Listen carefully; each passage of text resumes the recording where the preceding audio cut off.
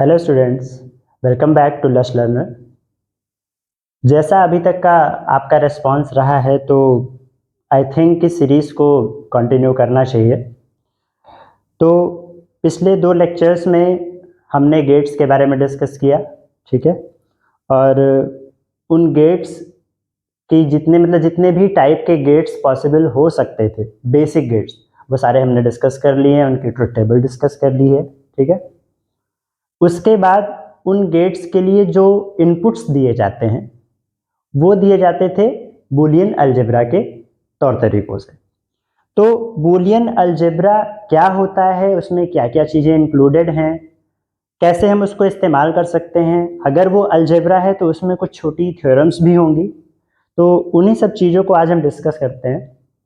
Topic हमने choose कर लिया है Boolean algebra and gate ICs.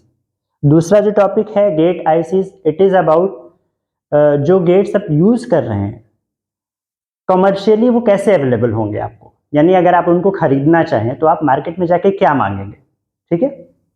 उसके लिए हर एक इलेक्ट्रॉनिक कंपोनेंट या किसी भी इलेक्ट्रॉनिक सर्किट की एक आईसी होती है, ठीक है। तो गेट के लिए भी एक आईसी है, हर एक टाइप के गेट की एक अलग आईसी होती है, आईसी की नंबरिंग होती है, वो भी हम इस टॉपिक के लास्ट में, इस लेक्चर के लास्ट में डिस्कस करेंगे। So, starting from that Boolean algebra. Boolean algebra is basically 1847 में एक साइंटिस्ट थे जॉर्ज बूले, उनके नाम पे उन्होंने थोड़ा सा इसके बारे में रिसर्च करके एक बुक पब्लिश करी थी और ये सारी थ्योरम्स उसी से रिलेटेड हैं। So that is why it is called Boolean algebra because it was given, this theory was, this actually algebra was given by George Boole in 1847 और आज हम आपको इसके सामने प्रेजेंट कर रहे हैं। तो जैसा कि एक बेसिक चीज होती है अलजेब्रा के साथ एक या एक से अधिक, वन और मोर देन वन वेरिएबल्स होते हैं, उनकी कुछ वैल्यूज आप कैलकुलेट करते हैं। कुछ वैल्यूज हो सकती हैं, गिवन हो सकती है। कहने का मतलब ये है कि किसी भी वेरिएबल की कुछ न्यूमेरिकल वैल्यूज होती हैं अलजेब्रा में और उन वैल्यूज को हम अलजेब्रा में कैलकुलेट करते हैं, ठीक है। कुछ थ्योरम्स होती हैं, कुछ तौर तरीके होते हैं। थ्योरम्स मीन्स एक पहले से गिवन प्रिंसिपल है, उस प्रिंसिपल के बिहाफ पे आप चीज़ों का कैलकुलेशन करते हैं। So keeping all things, all those things aside, अभी हम ये डिस्कस कर रहे हैं कि बूलियन अलजेब्रा में क्या डिफरेंस है, ठीक है। यानी बूलियन अलजेब्रा में कौन कौन से वेरिएबल्स हैं, कौन कौन सी वैल्यूज हो सकती हैं उन वेरिएबल्स की, और उन वेरिएबल्स से रिलेटेड कौन कौन सी थ्योरम्स हम यूज कर सकते हैं। तो सबसे पहले यहीं से स्टार्ट करते हैं कि क्योंकि हमने डिस्कस किया था कि किसी भी गेट के 1, 2 या 2 से अधिक इनपुट्स हो सकते हैं। एक इनपुट केवल नॉट गेट का होता है, बाकी सारे गेट्स के 2-2 इनपुट एटलीस्ट रिक्वायर्ड होते हैं। फिर हमने ये भी बताया था कि बूलियन अलजेब्रा में आप केवल 2 वैल्यूज असाइन कर सकते हैं, 0 या 1। तो ये चीज यही फिक्स हो जाती है कि किसी भी वेरिएबल की बूलियन अलजेब्रा में 2 ही वैल्यूज हो सकती हैं, 0 या 1। Say there is a variable a equals to 0 और a इक्वल्स टू 1, ठीक है। अब अगर ये वेरिएबल है जिसकी केवल 2 वैल्यूज हो सकती हैं, तो इससे रिलेटेड आइडेंटिटीज क्या हो सकती हैं, एक्सप्रेशंस क्या हो सकते हैं, थ्योरम्स क्या हो सकती हैं, उनको हम आपको शॉर्ट में 1 बाय 1 बताते हैं। Starting from a plus 0, a plus 1, ठीक है, and then a plus a, ठीक। Then again a dot 0, a dot 1, a dot a। ये कुछ वैल्यूज हैं जिनको हम कैलकुलेट कर सकते हैं। बूलियन अलजेब्रा में जैसा कि आप सिंपली अगर कोई एडिशन करते हैं तो आपको ये पता होता है 1 प्लस 1 इक्वल्स टू 2, ठीक है। बूलियन अलजेब्रा का केवल ये थोड़ा सा डिफरेंस है कि यहां पर 1 plus 1 is always 1, 0 plus 1 is always 1 and 0 plus 0 is always as previously 0, ठीक है। तो ये 3 चीजें आपको ध्यान रखनी है। इसके बिहाफ पे आप सारी एक्सप्रेशंस कैलकुलेट कर सकते हैं। a प्लस 0, ठीक है। अब आप देख लीजिए यहां दो वैल्यू 0 है, ठीक है। अगर आप इसको a मानते हैं जो कि सेम है, इसलिए हम इसको सपोज a कंसीडर करते हैं, तो दूसरी वैल्यू 0 और 1 हो जाती है, 0 और 1 हो जाती है। तो जब भी a में आप 1 को ऐड करेंगे तो आपको 1 मिलेगा, ठीक है। सो a plus 1 is always 1 and a plus 0 is always a, ठीक है। आप इस इक्वेशन, इन दोनों वैल्यूज से, इन दोनों एक्सप्रेशन से आप इसको रिलेट कर सकते हैं, ठीक है। Then a plus a, that is a plus a is always 1, ठीक है। और you can say always a, sorry, a plus a is always a, ठीक है। सिचुएशन क्या है, कोई एक वेरिएबल है, उसके तीन अलग अलग स्टेटमेंट्स हैं, ठीक है। These statements are theorems for Boolean algebra. Single variable के केस में इसमें a की जगह दो वेरिएबल्स भी हो सकते हैं, a b का कॉम्बिनेशन, तीन वेरिएबल्स भी हो सकते हैं, a b c का कॉम्बिनेशन हो सकता है, उनकी सबकी अलग अलग थ्योरम्स हैं। अभी बेसिकली केवल एक सिंगल वेरिएबल के लिए अलग अलग छोटी छोटी वन लाइन थ्योरम्स हैं, जिनका कोई स्पेसिफिक प्रूफ या ऐसा रिटन प्रूफ नहीं है। इसको सिर्फ इन्हीं तौर तरीकों से आप वेरीफाई कर सकते हैं। जैसे मैंने पहले कहा था कि गेट्स के केस में आप एक्सप्रेशन जो निकाल रहे हैं, basically it is a logic gate, तो सबसे पहले गेट की शुरुआत उसकी लॉजिक से होती है। अगर आप उसकी लॉजिक फिक्स कर देते हैं तो आप गेट को डिफाइन कर सकते हैं। Then you perform draw truth table, ठीक है। तो जो ट्रुथ टेबल ड्रॉ करते हैं उसके लॉजिक के बिहाफ पे आप उसकी टेबल आउटपुट कॉलम बनाते हैं, और उसके बाद आप ये बताते हैं कि उस आउटपुट कॉलम के अकॉर्डिंग इनपुट और आउटपुट में क्या रिलेशन है। सो सेम वही चीज है कि पहले आप यहां पे किसी कैलकुलेशन की जरूरत नहीं है, आपके पास कुछ पहले से फिक्स चीजें हैं, उन फिक्स स्टेटमेंट्स एक्सप्रेशंस के बिहाफ पे आप छोटी छोटी वन लाइन कंडीशंस क्रिएट कर सकते हैं। दीज आर यूनिवर्सल कंडीशंस, ठीक है। अब सिंपली a इंटू 0, ये तो सिंपल मैथमेटिक्स है, विल ऑलवेज बी 0, ठीक है। a into 1 will always be a and a into a will always be a, ठीक है। Again you can verify 0 into 0 0, 0 into 1 1, 1 into 1 1, ठीक है। अब पहली expression a into 0 is always 0। अब a की वैल्यू 0 हो सकती है, अगर आप इन दोनों इक्वेशंस को देखें, a की वैल्यू 0 हो सकती है या a की वैल्यू 1 हो सकती है। तो जब a की वैल्यू 0 है तो आउटपुट 0 है, जब a की वैल्यू 1 है तो आउटपुट 1 है। दैट वेरीफाइज सेकेंड स्टेटमेंट, ठीक है। सिचुएशन को कोरिलेट करना है कि जब भी आपको ऐसा कुछ मिल रहा है, ठीक है, तो आप कुछ ना करें, सिर्फ a की अलग अलग वैल्यूज, दो ही वैल्यूज हैं, अलग अलग का मतलब दो ही वैल्यूज हैं, a की दो वैल्यूज को आप कंसीडर कर लीजिए, उस वैल्यू के बिहाफ पे आप इस स्टेटमेंट को वेरीफाई कर सकते हैं, ठीक है। अभी एक और चीज जो इंट्रोड्यूस होती है दैट इज ए बार, ठीक है। ए बार मींस ए का इनवर्ट, यानी अगर a की वैल्यू 0 है तो a bar will always be 1 and if a is 1 then a bar will be 0। a और a बार एक दूसरे के इनवर्ट हैं, तो a प्लस a बार, इसके लिए भी आप एक्सप्रेशन दे सकते हैं, ठीक है। समझ लेते हैं कि a प्लस a बार के लिए if a is 0 a bar is 1, तो a plus a bar 0 plus 1 is always 1, और अगर a की वैल्यू 1 है, a बार की वैल्यू 0 होगी, so 1 plus 0 then again 1, so you can write here 1, ठीक है। a plus a bar is always 1, then again a dot a bar. अब जाहिर सी बात है a डॉट a बार के केस में आप लिखिए, अगर a 0 है तो a बार 1 होगा, मल्टीप्लाई करेंगे तो 0 आएगा, और अगर a की वैल्यू 1 है, a बार की 0 होगी, तो फिर आपको हमेशा 0 मिलेगा, ठीक है, तो इस बिहाफ पे कि आपके पास अवेलेबल दो ही वैल्यूज हैं 0 और 1, आप अलग अलग एक्सप्रेशंस को वेरीफाई कर सकते हैं and that verification is only the proof of these one line theorems. ठीक है, ये सब थ्योरम्स है, पहली दूसरी तीसरी थर्ड फोर्थ फिफ्थ सिक्स, सारी की सारी थ्योरम्स हैं ऑफ बूलियन अलजेब्रा। ठीक है, सिंगल वेरिएबल के केस में।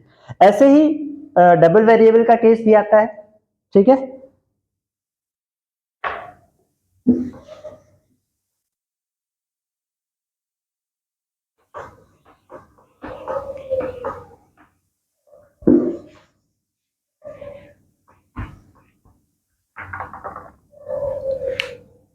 a dot b plus c and sorry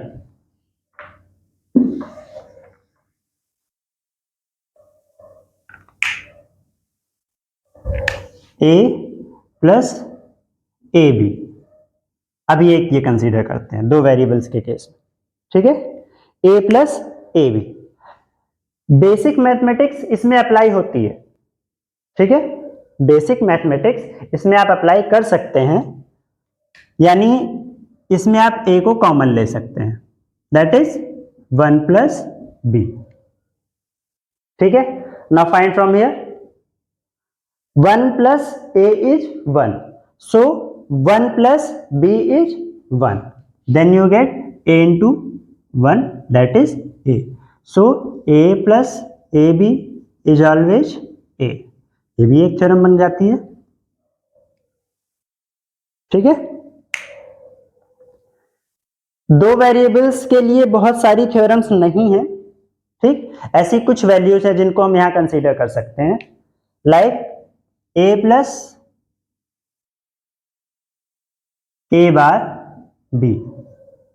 इसको आप अगर ध्यान से देखिए, a plus A bar B. ठीक है, अगेन वही बात है कि आपके पास दो वेरिएबल्स हैं जिनकी आपको पता है दो ही वैल्यूज हो सकती हैं। ठीक, तो आप यहां पर a की दो वैल्यूज और b की दो वैल्यूज का कॉम्बिनेशन अगेन रख के आउटपुट को वेरीफाई कर सकते हैं। यानी आप अगर यहां पे एक टेबल ड्रॉ कर लीजिए, लेट इट बी y,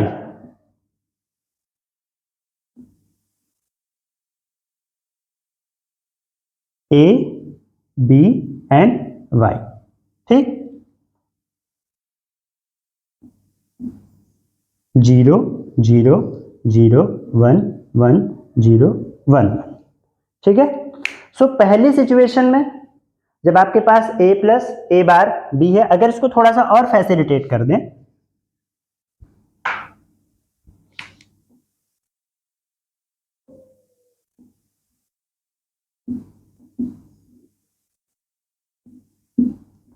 यहां पे आप a बार कंसीडर कर लीजिए, यहां पर a बार b कंसीडर कर लीजिए। ठीक है, तो ये 1 हो जाएगा, ये 0 हो जाएगा, a का जस्ट अपोजिट, और a बार इंटू बी, यानी इन दोनों को मल्टीप्लाई करते हुए नेक्स्ट कॉलम में लिखना है, दैट इज 0 1 0 0। ठीक है, 0 और 1 का multiplication 0, 1 into 1 1, 0 into 0 0 and 1 into 0 0। Then you have to add a plus A bar B, यानी ये वाला और इस वाले को आपको ऐड करना है। सो 0 plus 0 is 0, 0 plus 1 is 1, 1 plus 0 is 1 and 1 plus 0 is 1। then what did you get?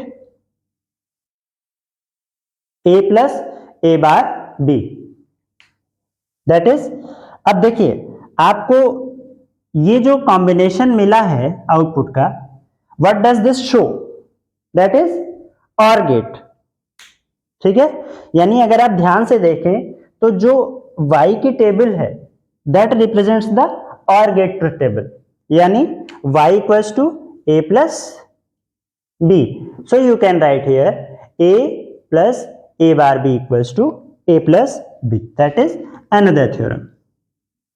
This is the proof only and this provides the output statement also. ठीक, तो अगर कहीं ये सिचुएशन है a प्लस ए बार भी किसी एक्सप्रेशन में कभी आती है, आगे आएगी, तो वहां पर हम डायरेक्टली a प्लस बी लिख सकते हैं। ठीक है, ये सारी आपकी थ्योरम्स हो गई, these two are theorems and then this and then this. ठीक है, ये दो वेरिएबल्स के केस में। एक और बनती है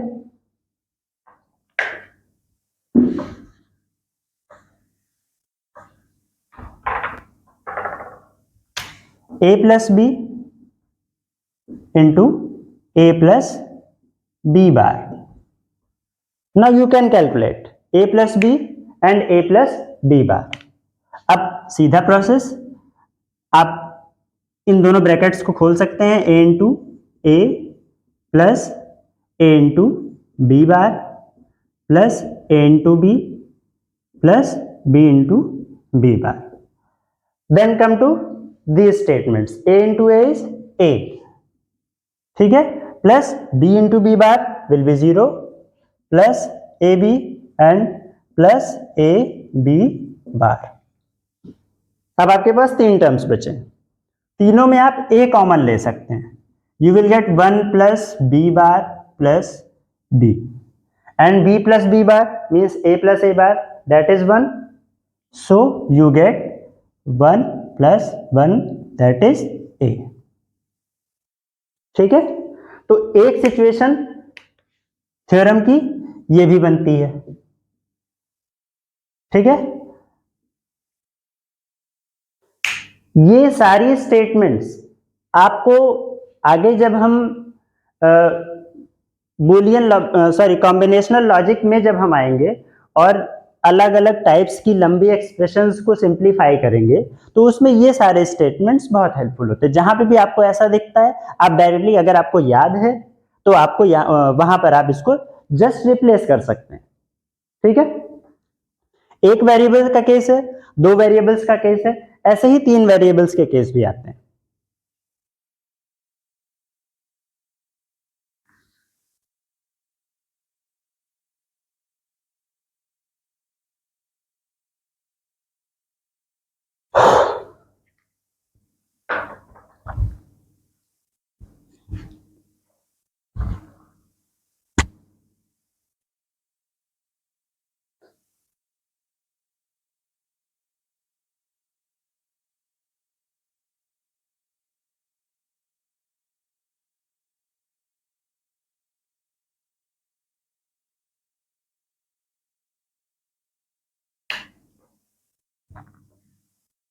a plus B C and a b plus C. ठीक है, ये दो बेसिक थ्योरम्स हैं जो तीन वेरिएबल्स को इंक्लूड करती हैं।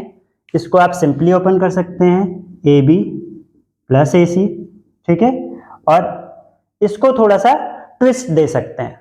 ठीक है, a plus B A plus C. आप अगर इसको ओपन करेंगे डायरेक्टली, इससे तो आप इसको नहीं डिड्यूस कर सकते, पर अगर आप इसको ओपन करेंगे तो आपको ये वैल्यू मिल जाएगी।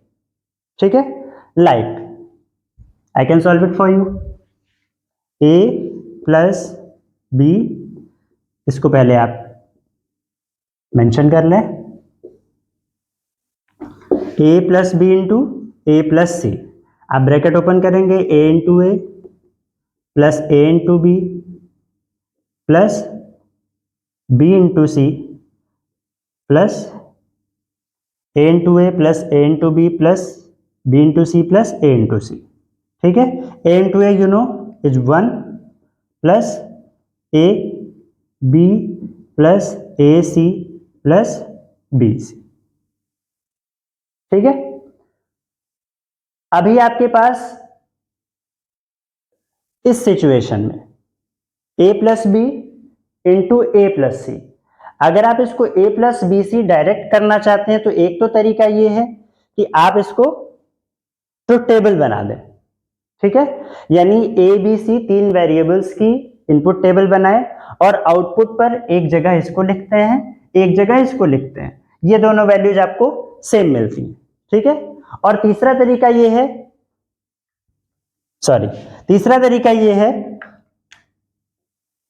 कि आप यहां से इसको मैथमेटिकली ले लें, कैलकुलेट कर लें। सो अगर आप पहले 3 टर्म्स में a कॉमन लेते हैं तो 1 plus B plus C and plus B C, ठीक है।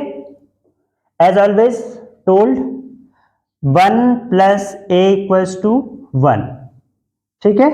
So 1 plus something equals to 1, that is a into 1 plus B C, and then you get a plus B C, ठीक है। मैंने पहले भी कहा कि आप यहां से डायरेक्ट भी प्रूव कर सकते हैं इस इक्वेशन को मैथमेटिकली, और अगर आप चाहें तो जो स्टैंडर्ड प्रैक्टिस है लॉजिक गेट्स के लिए या बूलियन अलजेब्रा के लिए, कि आप एक ट्रुथ टेबल बनाएं जिसमें ए बी सी तीनों के कॉम्बिनेशन की पॉसिबल वैल्यूज लिखें, नेक्स्ट कॉलम में a प्लस बी सी लिखें, उसके नेक्स्ट कॉलम में a plus B into A plus C लिखें, ठीक है। कैलकुलेशन में जब आप करेंगे कैलकुलेशन, दोनों टेबल्स की सारी वैल्यूज सेम मिलेंगी, देन यू कैन राइट कि this is equals to this, ठीक है। सेम प्रोसीजर आप इसके साथ अप्लाई कर सकते हैं। इसका कोई डायरेक्ट ए बी प्लस ए सी की तो आप मैथमेटिकली डायरेक्ट ओपन करके लिख सकते हैं, लेकिन इसको वेरीफाई भी ट्रुथ टेबल से किया जा सकता है, ठीक है। सो बूलियन अलजेब्रा जो लॉजिक गेट्स या लॉजिक फैमिलीज या कॉम्बिनेशनल लॉजिक जितनी भी चीजें हैं उनके केस में जो भी बूलियन अलजेब्रा यूज हो सकता है, ये सारी वही छोटी छोटी थ्योरम्स हैं। इन्हीं एक्सप्रेशंस को आपको बार बार यूज करना है फॉर सॉल्विंग फर्दर क्वेश्चंस, ठीक है। इसमें कुछ बड़ी चीज नहीं है, because it is algebra, so variables and their values, इनसे आगे इसमें कुछ होना नहीं है। Then comes De Morgan theorem, ठीक है। De Morgan theorem basically Boolean algebra का एक एक्सक्लूसिव केस है, जिसमें दो वेरिएबल्स के लिए एक ऐसा स्टेटमेंट है जो बहुत ही ज्यादा यूजफुल और बहुत ही ज्यादा वर्सेटाइल है, यानी उसको आपको बार बार यूज करना भी पड़ेगा और वो बहुत सारी कंडीशंस को बड़ी आसानी से सिंप्लीफाई कर देता है, ठीक है। So next I am coming to De Morgan theorem.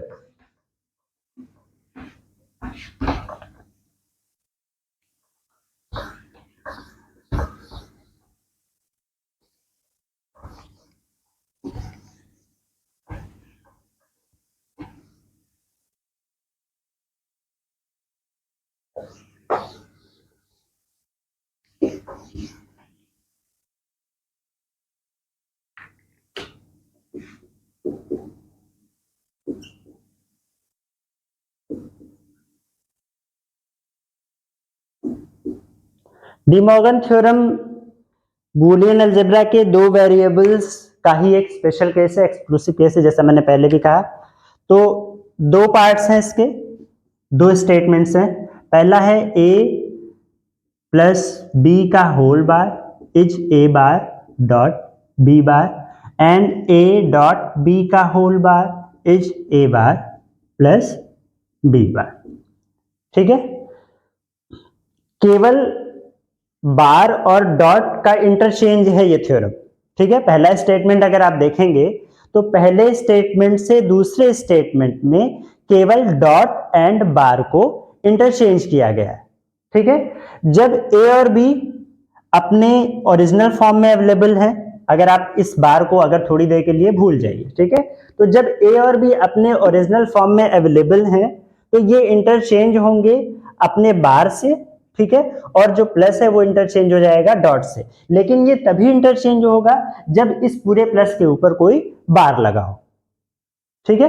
यानी a plus B will be converted to a bar dot b bar when a plus b is inverted, ठीक है। सेम यही चीज यहां पर है कि a और b अपने ओरिजिनल फॉर्म में अवेलेबल है, उनका मल्टीप्लीकेशन यानी डॉट प्रोसेस यूज की जा रही है, तो उनका जो इंटरचेंज होगा a इन्वर्ट हो जाएगा, b इन्वर्ट हो जाएगा, and dot will be change to plus when this whole value is inverted, ठीक है। तो एक कंक्लूजन आप ये भी कह सकते हैं कि D Morgan theorem interchanges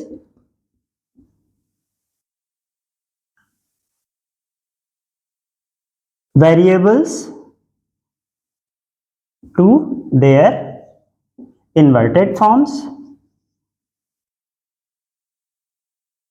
and dot and interchanges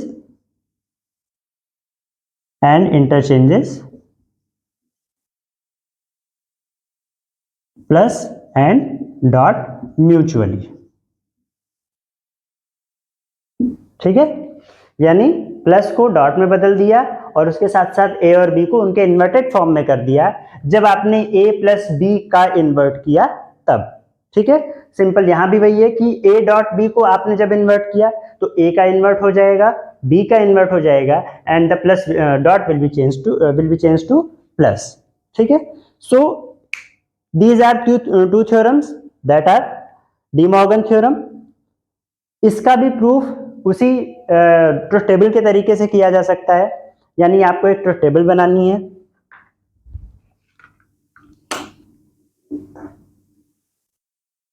इसको आप इसमें जितना ज्यादा कॉलम्स बढ़ाएंगे उतना आपको आसानी होगी। ठीक है, ए बी 0 0 0 1 1 0 1 1। ठीक है,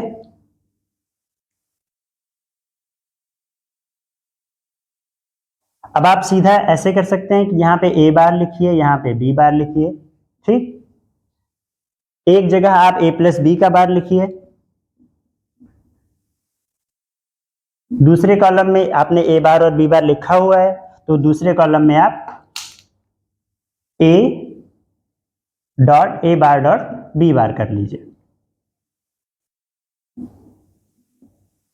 ठीक है, यहां की वैल्यूज आपको फिल करनी है, यहां की फिल करनी है, देन यहां की फिल करनी है, देन यहां की फिल करनी है and according to De Morgan theorem these two values must be same in each and every रो।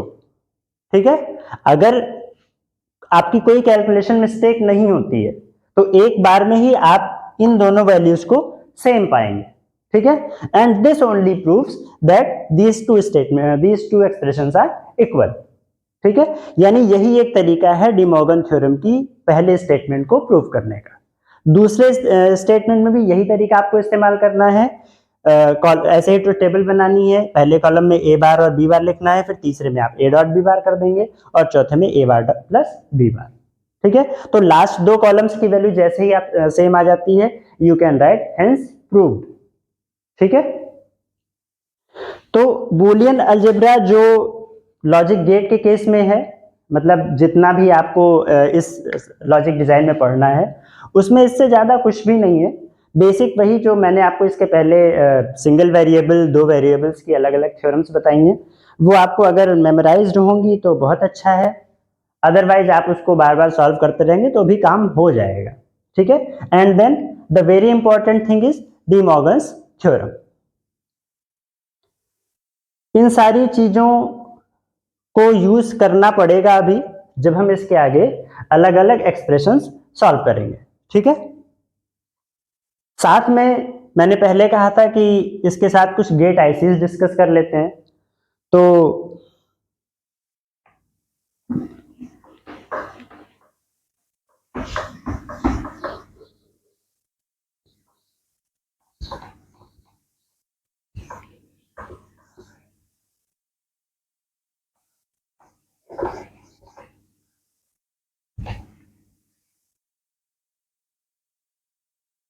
जितने भी मैंने पहले बताया कि जितनी भी इलेक्ट्रॉनिक सर्किट्स होती हैं अब वो एक आईसी के फॉर्म में आती हैं।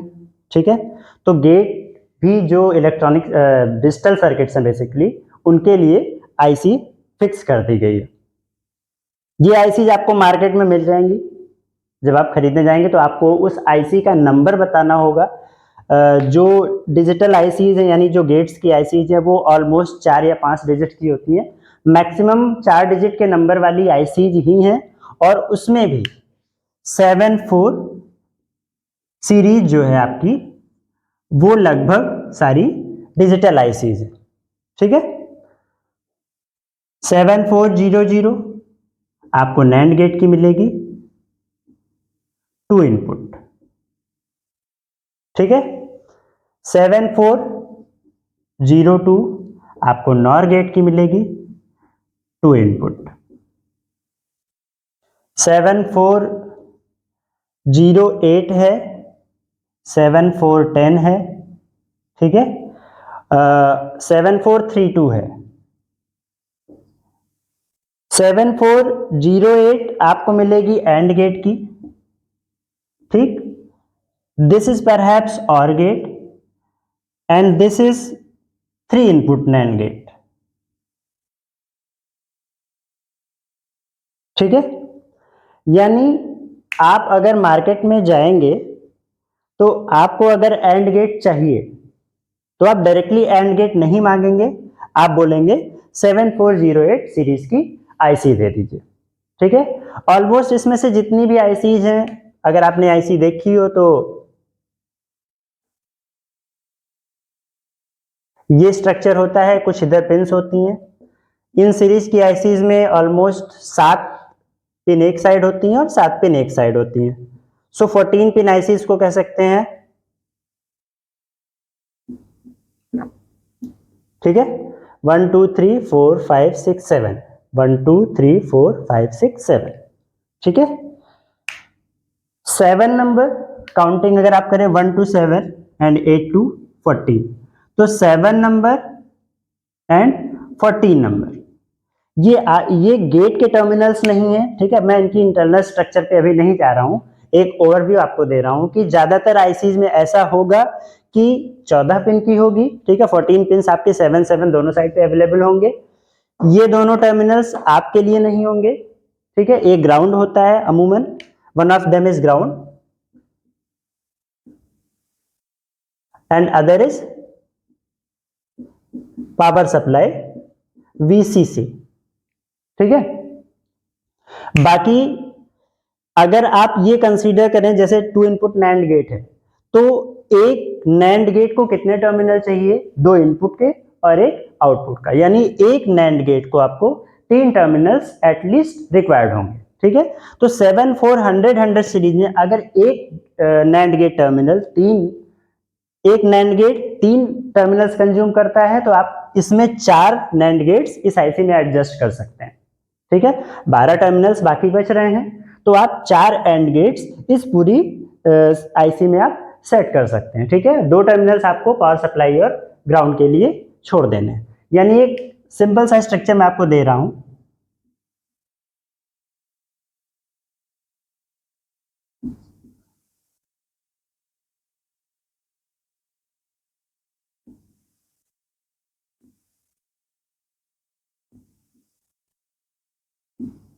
This may be the situation, ठीक है।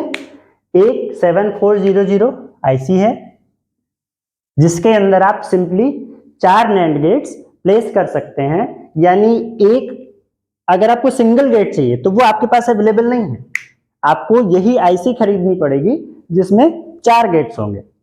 बस आपको ये बता दिया जाएगा, इस आईसी के साथ इसकी डेटा शीट अवेलेबल होगी, वो ये बताएगी कि कौन सा पिन नंबर क्या रिप्रेजेंट करता है। तो अगर आपको ये पता होगा सपोज कि this is 13, this is 12 and this is 11 10 9 8, ठीक है। तो अगर ये नंबरिंग यानी डेटा शीट आपको अवेलेबल है, तो अगर इस आईसी से आपको नैंड गेट का इस्तेमाल करना है तो आप ये समझ सकते हैं कि 12 and 13 will be input of a NAND gate and 11 will be output, ठीक है। और 1 and 2 are inputs of NAND gate and 3 is output, ठीक है। तो कोई भी आईसी, इनमें से आप कोई भी आईसी पिक कर लीजिए, उसकी डेटा शीट आपको आईसी के साथ मिलती है, अगर नहीं मिलती तो उसको आप गूगल कर सकते हैं, वो इजीली अवेलेबल है, ठीक है। लेकिन सीरीज आपका नंबर आपका सही होना चाहिए, ठीक है। तो किसी भी नंबर की आईसी उठा लीजिए, वो आपको सिंगल गेट यूज करना है, 4 गेट यूज करने हैं, जितना भी उसमें अवेलेबल होगा उतने नंबर ऑफ गेट्स यूज कर सकते हैं। अगर आपको 4 से भी ज्यादा गेट्स की रिक्वायरमेंट है तो आपको नेक्स्ट आईसी यूज करनी पड़ेगी, सेम परफॉर्मेंस होगी, सेम कंसिडरेशन होगा और सेम कनेक्शन होगा, ठीक है। तो ये बहुत जरूरी चीज नहीं है जब तक आप प्रैक्टिकल फील्ड में नहीं उतरते हैं, थेरेटिकली इसका बहुत इंपॉर्टेंस नहीं है, लेकिन ये जानना जरूरी है कि आपके पास किस नंबर की आईसी गेट्स के लिए अवेलेबल है, ठीक है। फिलहाल इन सारी चीजों को कंसीडर करने के बाद अगर मैं नेक्स्ट टॉपिक को थोड़ा डिस्कस करना चाहूँ, so next topic is binary number system and code. ठीक है, यानी ये जो टॉपिक है Boolean algebra and gate IC, ये यहीं पर खत्म होता है। इसका नेक्स्ट टॉपिक है binary number system and code.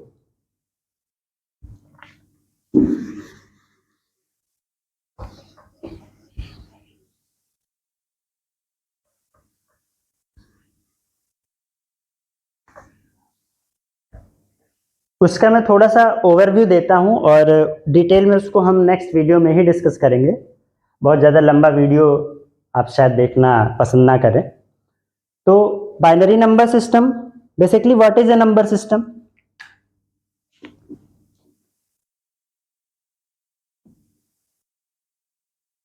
जो भी आप नंबर्स यूज करते हैं 0 to 10, 11, 12, this is a system.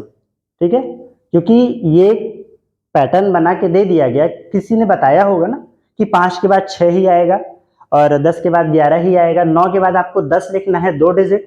ठीक है, यानी सिंगल डिजिट्स आपके पास अवेलेबल कितनी है? 0 to 9।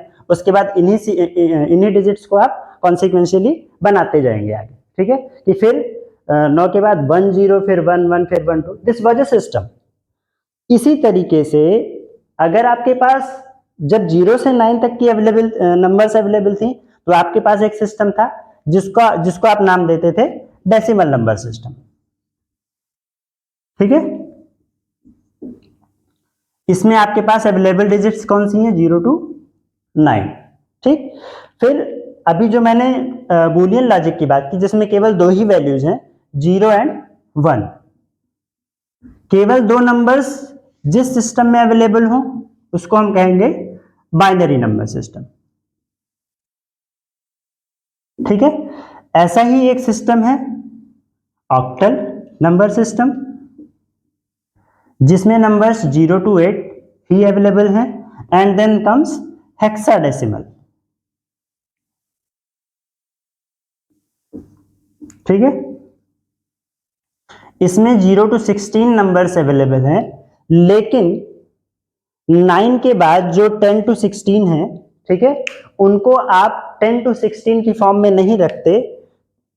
10 को आप ए कह देते हैं, then comes 11 that is B, 12 C, 13 D, 14 E, 15 F. ठीक है, 15 एफ। ऑक्टल 0 to 7, 8 अंक हो गए, 8 डिजिट्स हो गए 0 को इंक्लूड करते हुए, तो उसमें 8 ही डिजिट्स हैं, इसलिए ऑक्टल नंबर सिस्टम। हेक्साडेसिमल में 0 to 15 16 डिजिट्स हो गए, सो हेक्साडेसिमल नंबर सिस्टम। ठीक है, और 0 to 9 एज इट इज लिखा जाएगा, 10 to 15 लिखने के लिए आपके पास ये टर्मिनोलॉजी होगी।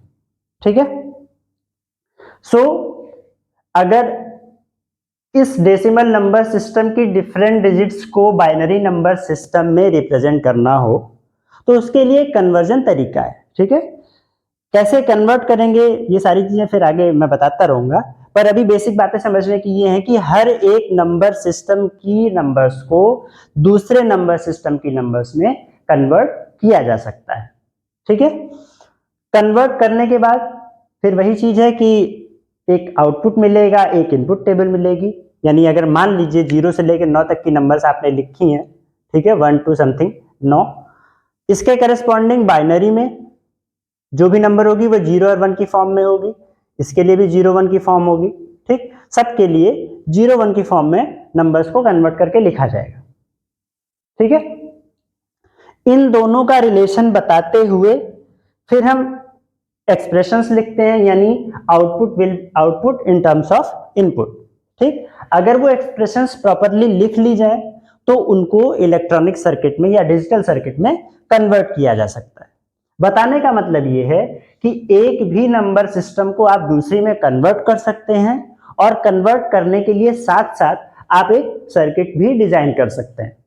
ठीक है, यानी एक अवेलेबल सर्किट होगी, पहले तो आप इसका ट्रुथ टेबल लॉजिक क्रिएट करेंगे, फिर आप एक सर्किट बनाएंगे, जो सर्किट के इनपुट पे, जिस सर्किट के इनपुट पे आप कोई भी ऐसी नंबर देंगे वो दूसरे किसी नंबर सिस्टम में कन्वर्ट होकर आपको डिस्प्ले पर बताएगी।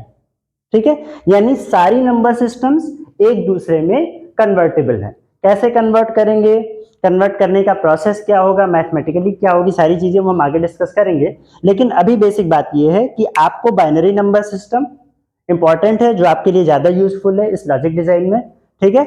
और बाइनरी नंबर सिस्टम के बाद एक दूसरे में कन्वर्जन, ठीक है, ज्यादातर यूजफुल आपके बाइनरी और डेसिमल में रहेंगे, मतलब एक दूसरे का कन्वर्जन ये ज्यादा इंपॉर्टेंट रहेगा। और बाइनरी एट लास्ट यूज होगा, then there will come a term BCD, that is binary coded decimal. This is also form of binary number system, लेकिन डेसिमल के मतलब बाइनरी और डेसिमल का एक अजीब सा कॉम्बिनेशन कह सकते हैं आप इसको, ठीक। लिखने के तौर तरीके वो सारी चीजें फिर वही मैं कह रहा हूं कि अगले नेक्स्ट वीडियो में। लेकिन this is a combination of decimal number system and binary number system, ठीक है। तो बाइनरी से BCD भी कन्वर्ट करना जरूरी होगा, क्योंकि ज्यादातर जो आपकी डिवाइसेज हैं वो बाइनरी को ना कंसीडर करते हुए BCD को एक्सेप्ट करती हैं। मतलब जो आपकी लॉजिक, कंप्यूटर डिजाइन, जो कुछ भी है वो बाइनरी को कम कंसीडर करती है। मतलब एक यूनिवर्सल सिस्टम है कि BCD के ही पैटर्न पे सब कुछ डिजाइन किया जा रहा है। तो बाइनरी नंबर पहले डेसिमल से बाइनरी में ले आओ, फिर बाइनरी से BCD में कन्वर्ट कर दो, या सीधा सीधा डेसिमल से BCD में कन्वर्ट कर सकते हैं अगर आपको बाइनरी नंबर सिस्टम का आइडिया है तो, ठीक है। तो ये सारी चीजें इंक्लूड करनी है अगले लेक्चर में। Binary number system, decimal number system, सबका आपस में कन्वर्जन, और उस कन्वर्जन के लिए पूरा एक एक्सप्रेशन और एक सर्किट क्या हो, ठीक है। इन्हीं का कुछ और एक फॉर्मुलेशन निकल के आएगा जिसको हम कोड कहते हैं, ठीक है। यानी 2-3 टाइप्स के और कोड डिस्कस करने हैं कि एक तरीके अगर किसी आप नंबर को डायरेक्टली नहीं रिप्रेजेंट करना चाह रहे हैं तो उसका एक कोडेड फॉर्म रिप्रेजेंट कर सकते हैं। वो कोड आपने, क्योंकि कोडिंग आपने की है, कन्वर्जन आपने किया है, तो कन्वर्जन का बेस क्या है वो आपको पता होगा, फिर बाद में उस नंबर को वापस से डिकोड किया जा सकता है, ठीक है। वो सब क्यों करते हैं, सारी चीजें डिटेल में नेक्स्ट वीडियो में डिस्कस करेंगे। फिलहाल आज के लिए इतना ही है। बाकी ये है कि आप हमें अगर देख रहे हैं तो कमेंट करके बताते रहिए, हमसे सवाल जवाब कर सकते हैं। लास्ट कुछ वीडियोस में कुछ क्वेश्चंस आए थे, आई होप कि मैंने सेटिस्फैक्ट्री आंसर दिया होगा। तो जैसा भी है आप हमें कमेंट करके बताते रहिए, सब्सक्राइब कर लीजिए प्लीज़, लाइक करते रहिए प्लीज़, ठीक है जी। आज के लिए फिर थैंक यू।